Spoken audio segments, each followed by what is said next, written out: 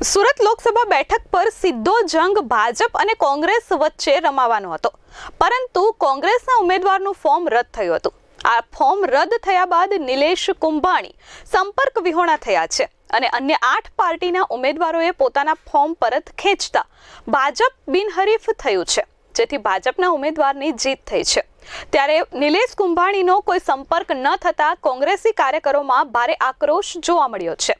આજે સવારે કોંગ્રેસી કાર્યકરો તેમના નિવાસ સ્થાને પહોંચી ગયા હતા અને તેમની ઘર બહાર તાળા લાગેલા જોતા તેમને ઘર બહાર જ બેનરો લટકાવી દીધા હતા, જે બેનરમાં લખ્યું હતું કે લોકશાહીનો હત્યારો છે, જનતાનો ગદ્દાર છે, આમની સાથે રાજકીય તો ન પણ સામાજિક પણ કોઈ વ્યવહાર ન કરવો જોઈએ। ત્યારે આ સમગ્ર મામલે પોલીસ દ્વારા તેમની અટકાયત પણ કરવામાં આવી છે।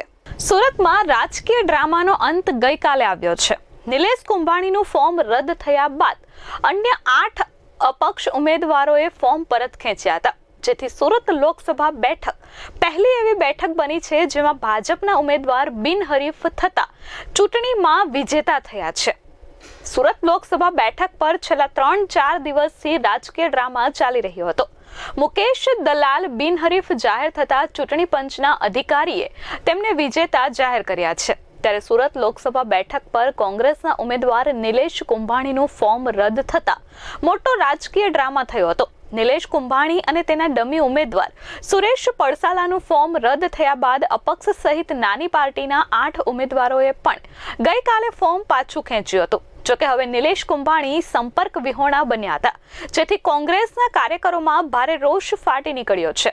આજે સવારે કોંગ્રેસના કાર્યકરો નિલેશ કુંભાણીના ઘરે પહોંચ્યા હતા અને ઘરના દરવાજા પર જનતાનો ગદ્દાર, લોકશાહીનો હત્યારો લખેલા બેનરો ચિપકાવ્યા હતા।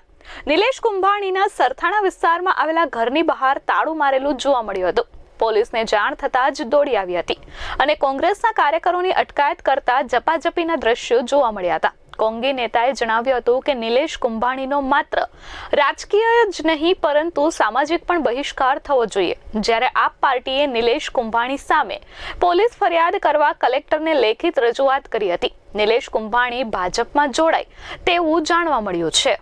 Bureau report S24 news Surat.